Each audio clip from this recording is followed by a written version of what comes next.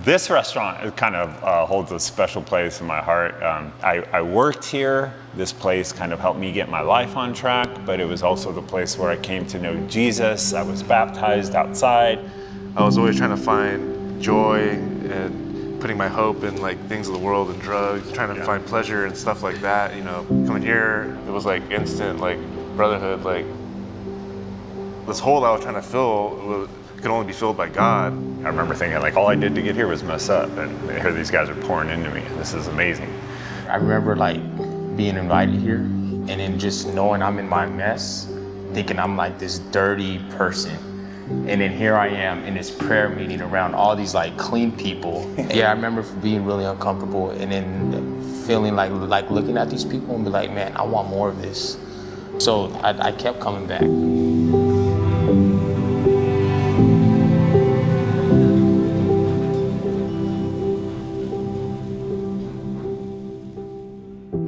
Let's say someone comes to my gathering and they're just understanding Jesus. Then I find someone that's further along and encourage them to help that newer believer.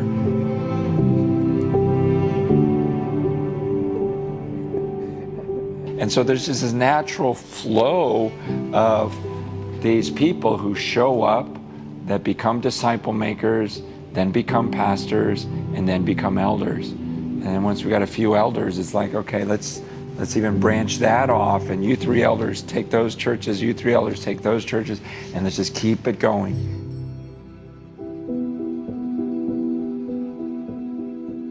So it was 9 months in, they talked to me about like, we continue to see the Holy Spirit in your life. Do you want to start mentoring? And it's like, man, I don't even have my own life together. How do you expect me to start leading these dudes? And so that idea, you know, like your own sanctification starts to happen when you start like pouring into other people. Like that became very real to me. It's like, you know, dude, in the book of Acts, it talks about how the disciples were like uneducated common men, but the people were seeing that they had the Holy Spirit, like they walked with Jesus, right? And so I read it for myself and I was like, this is me. Like, this is me, an uneducated common dude. And I still sit on that verse till this day.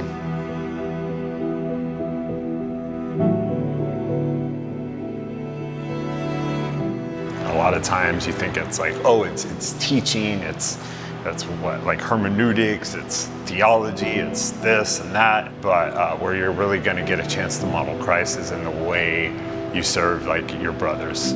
To live in community together, to really demonstrate for people what it looks like to follow Jesus and how that looks in my everyday. That's where you get sanctified. That's where you're going to grow in humility. That's where you're going to grow in patience. It's like a two-way relationship, and that it's not just the mentors are like these holy spiritual people, but that it can be mutual and that we're growing just as much as they are. Maybe in different ways and in different things, but we're still growing. We're still needing more of Jesus every day. I think what's helped me is to reflect on the way that I was led, what my sin was like when I first came to know the Lord, and how people kind of were patient with me, and then try to demonstrate that to others. It's funny like how like God in the universe like will use people like us and add value to our life. It's like here we are just broken, sinful, drug addicts, you know, been to jail, done this or that, outcasts, rejects, people like society doesn't accept anymore. And then Jesus says like, no, like you have a place in my kingdom. And not only that, but I can use you now.